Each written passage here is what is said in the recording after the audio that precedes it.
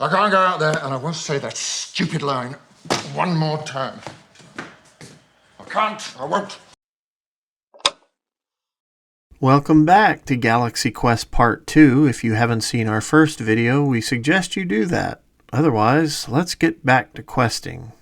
As Loredo is given all the pressures of piloting, the scene is perfect with his delivery mixed with sound effects and music.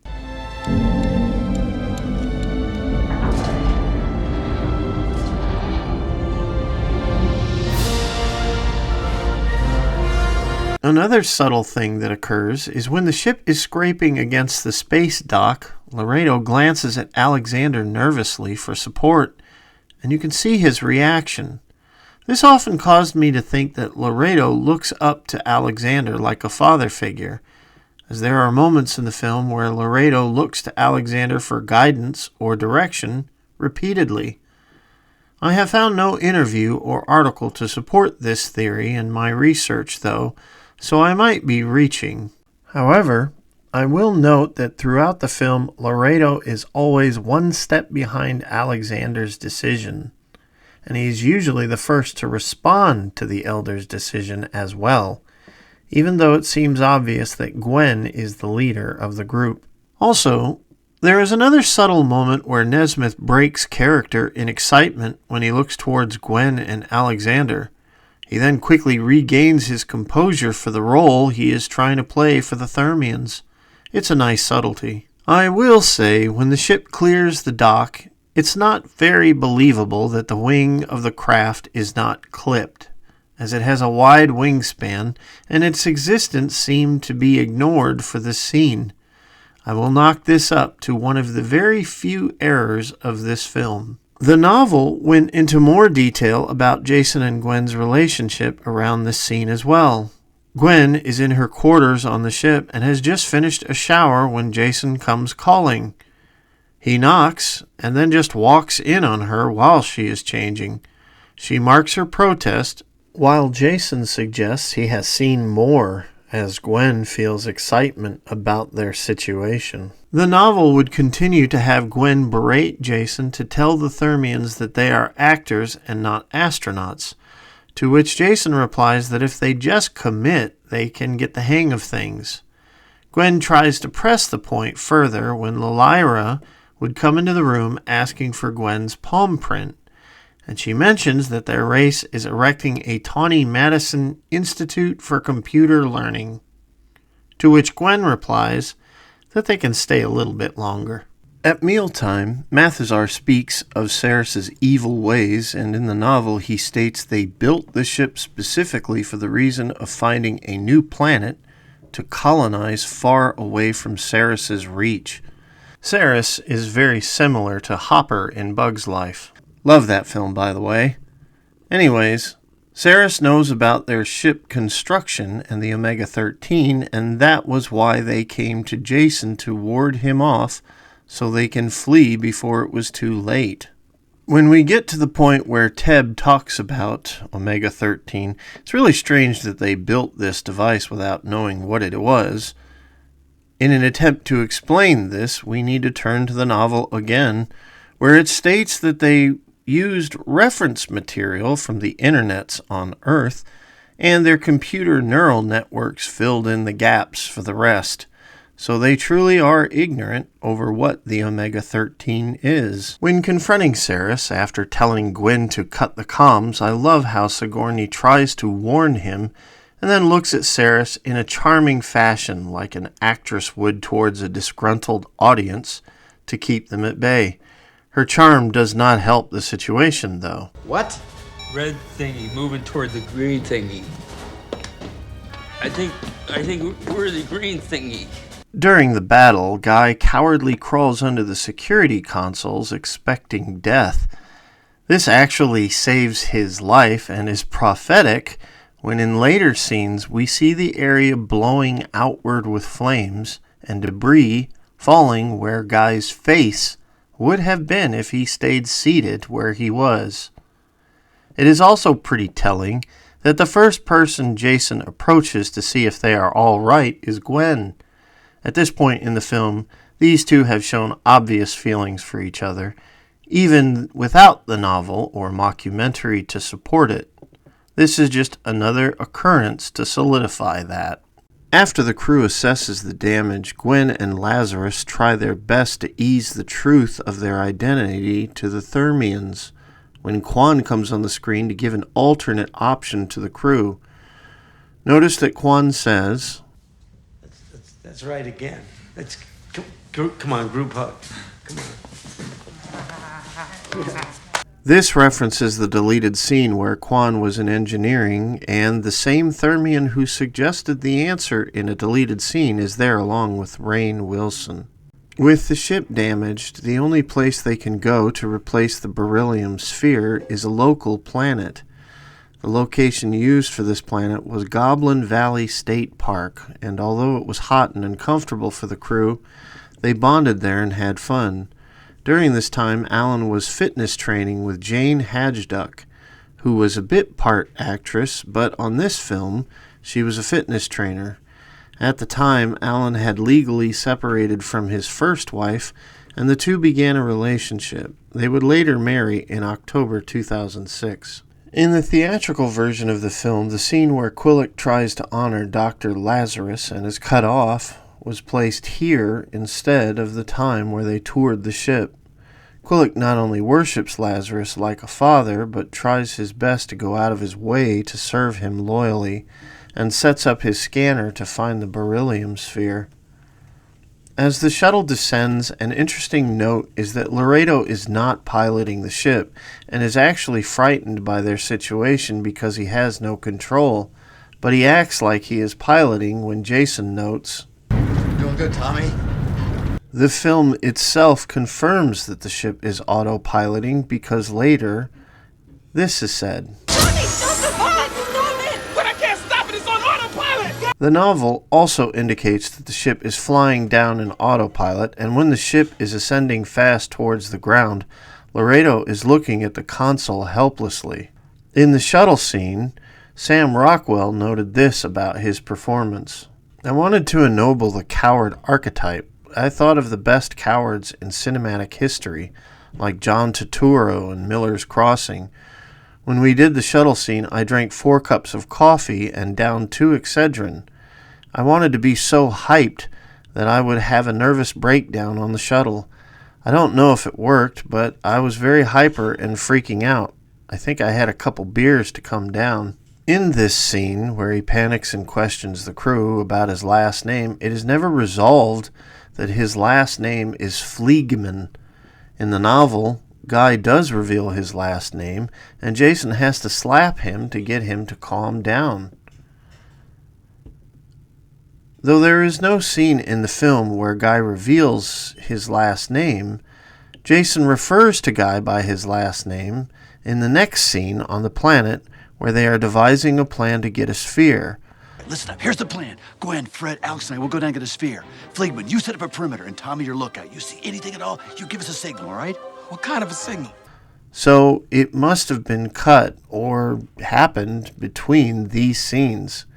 He directly tells Fleegman to create a perimeter before he checks out Gwen. During their trek to find the spheres, there was footage of the crew carrying out a conversation dubbed in the film in detail. It also led into a deleted scene where Jason presses Alexander about the distance between them and the sphere before Guy panics over getting stuck in rocks, convincing himself of certain death. Jason helps him and then poses triumphant on rocks, and the cast note his arrogance. These scenes would have been great to keep in the film.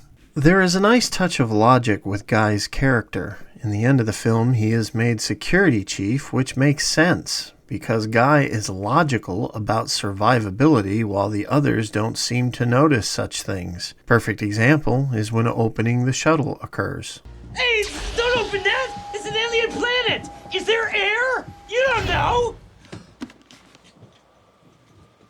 And when Gwen thinks the aliens are cute and he has to pull her back.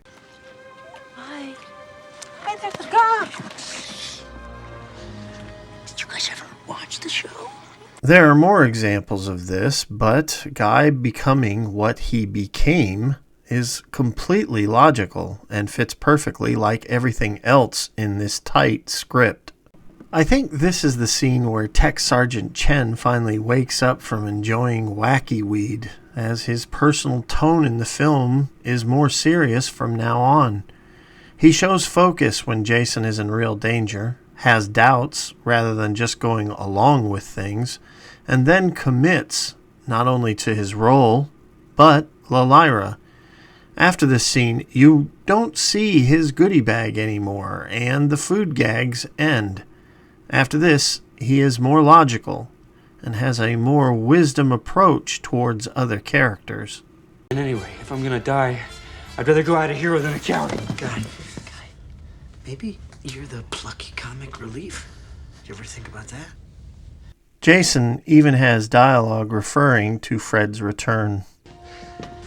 I did it. Welcome back, Fred. The rock monster fight was longer in earlier drafts, where Alexander began exploring the rock monster's motivation in a very pompous way. For me, this was the worst deleted scene in the movie because it put the fight on pause and made the creature less of a threat by padding Jason's survivability. It was nice to see the monster respond to sound and reform, but was really not necessary. Despite the levity of concluding the rock monster scene, Teb informs Jason that his species has been slaughtered due to recent events, and the last of the Thermians are on the ship. Oh no, sir. We have no reason to go back. Sure you do. Family, friends, come on. We are all that is left. The scene gets even darker when Saris and his goons arrive. When revealing the truth about themselves to Mathazar, Alan was very consumed by the scene where he admits lying, and he nailed it. Spielberg was on set, and he said he was very impressed. Alan turned to Parasol and was completely emotional. Parasol recounts what happened when Tim spoke. "Yeah, I don't like these feelings I'm having. I'd like to go back to the trailer." And Alan Rickman said, "Oh my God, I think he just experienced acting." I turned back, and Tim was just completely emotional. The tone of the film really changes from this point. Although we have seen most of Chen's arc complete, we now see how Jason realizes that he needs to take accountability for his actions and his crew. And we need to follow the rest of the characters beside him to the fulfillment of their own arcs. It is a great third act. Justin Long's debut to film was Galaxy Quest. Originally, they were going to cut Long's character from the film, but Spielberg was against this and said the film needed the character to connect to fans and audience to the sci-fi elements. What makes this film so good is that it propels the nerds of this make-believe franchise into the heroes who are actually responsible for the success of the third act, and by the end acknowledges their contribution with respect. This makes the film a special gem considering today's corporate treatment towards critical audiences or fans. Guy also comes close to the end of his arc as he accepts his situation, and rather than crawling under a console, crying or blathering about his situation, he is ready to be a hero to save the Thermians. It is a glorious and effective turn for the character, and it's up to Chen to help him see a different view. What is ironic about this scene is that when Chen does this, Guy questions whether the tech sergeant is stoned, even though he is clearly not. Oh, besides, I just had this really interesting idea. Are you stoned? The script does not miss a single beat in this film.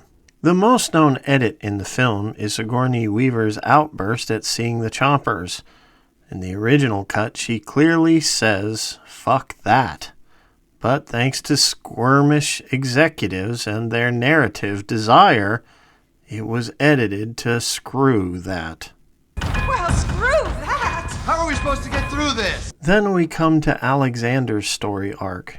Even though he saves the Thermians and they credit Jason, much to his annoyance, Commander Taggart has saved us!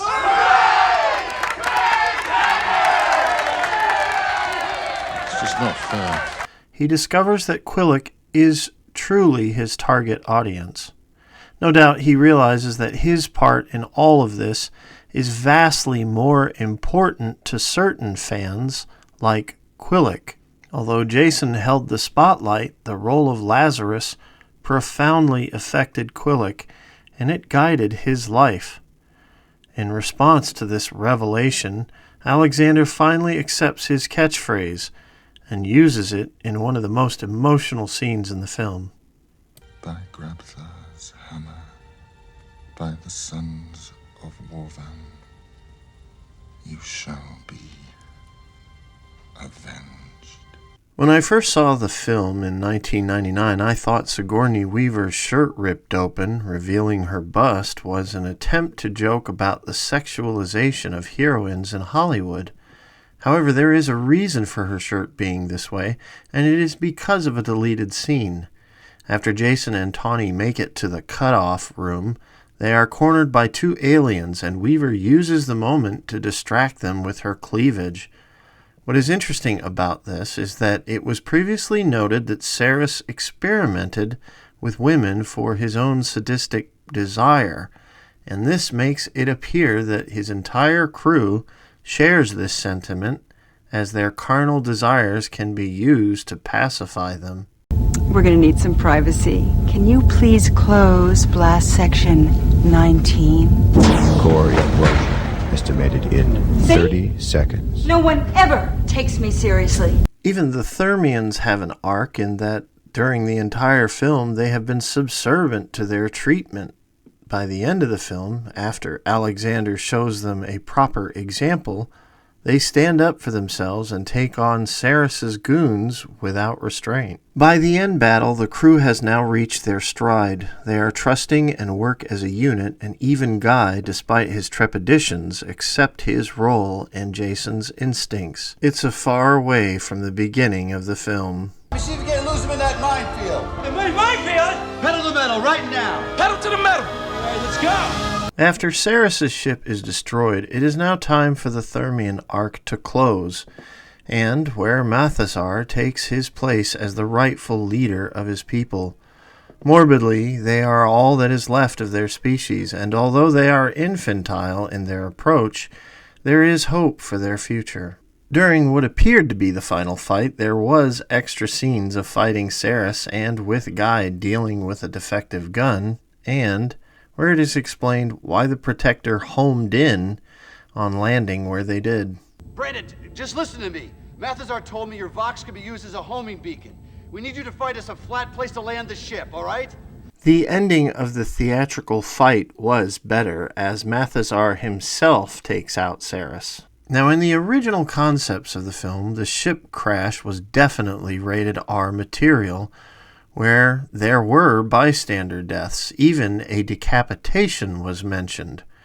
Rightfully so, this was toned down, as it would have made the film more tragedy than comedy. The final cut is just right for what this ending scene needed.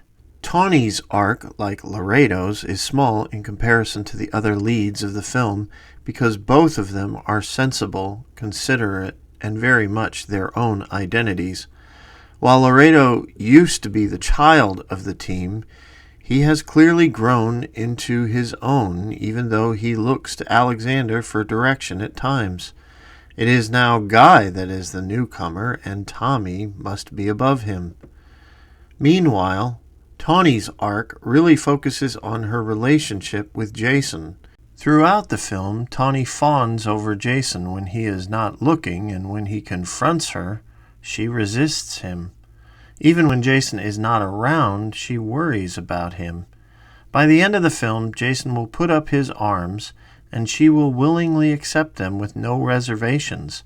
This is the closest thing to finish her arc because she is a mature individual from start to finish in the film and is now ready to trust Jason and take him on with better understanding of who he is. At the very end of the credits, you can hear Mathesar saying, "Never give up, never surrender." Maybe a foreshadow of a hopeful sequel to come.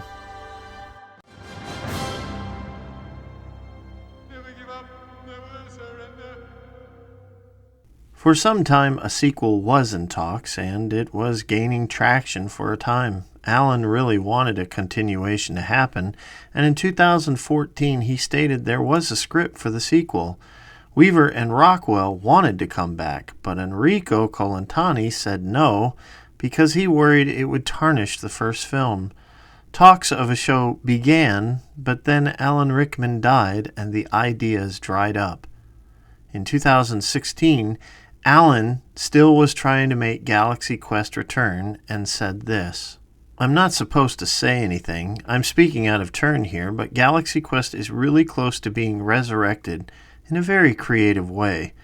It's closer than I can tell you, but I can't say more than that." Later, in 2021, Allen would continue his rallying cry for the film by saying that a script was ready to go. Since that time, rumors of a television series persist, but nothing definitive as of this video's release. In the end, the only continuation of Galaxy Quest is some entertaining comic books, and if you're a fan, they are not hard to come by. Normally we don't cover extra media for films on this channel, but for fun we decided to cover the broad strokes of this continuation. It explores a planet in a war that was actually affected by the activation of the Omega-13. It turned out the Omega-13 was a universe-affecting thing, and the aliens head to Earth to deal with those that interfered with their war. Even Brandon returns in the comics, as well as a reunion with the Thermians. Despite the film doing fine at the box office, it garnered a huge cult following during its physical VHS DVD release. The film garnered many awards and reactions and was hugely popular. William Shatner tried to dismiss Allen's obvious impersonation of him by saying he didn't know who Allen was trying to impersonate, while George Takei said Galaxy Quest was a chillingly realistic documentary. Even the cast of Star Trek The Next Generation loved the film, as Jonathan Frakes told Patrick Stewart to go see the film with an audience, and Stewart stated he loved it directly to Paraso. Fans of sci-fi also embraced the film, and Star Trek fans specifically voted Galaxy Quest as an honorary Trek film, and it ranks as one of the best Trek films to date.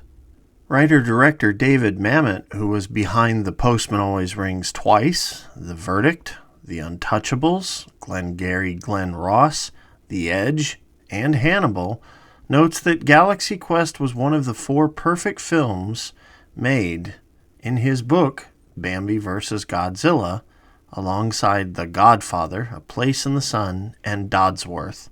Galaxy Quest is a perfect time capsule of a more respectable time between fans and the world around them. Galaxy Quest encapsulates the innocence and love that fan communities had before it became a trendy media conglomerate. Today, models, posers, and opportunistic media parasites surround fan havens like Comic-Con and franchise events.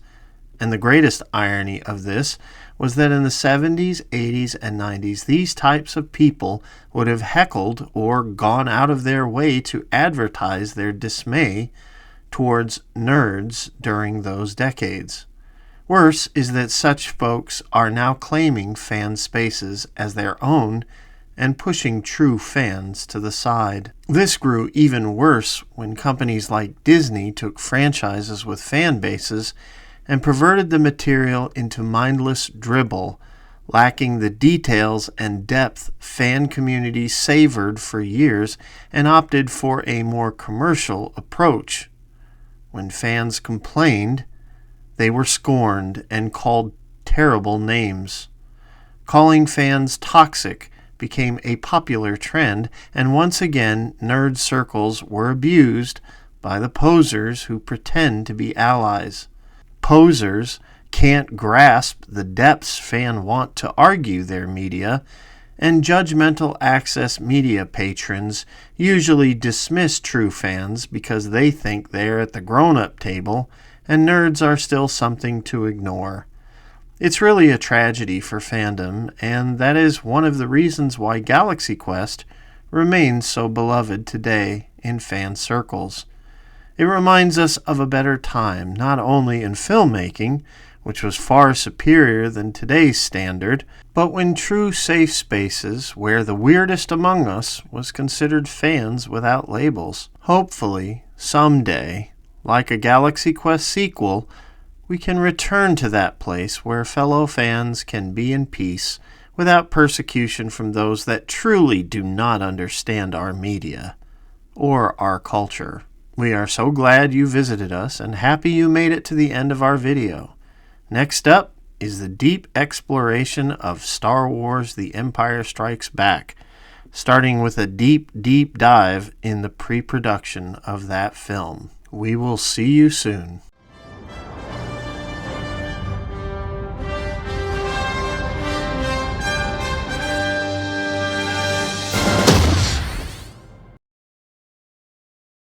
If you like what you see here, click like and subscribe.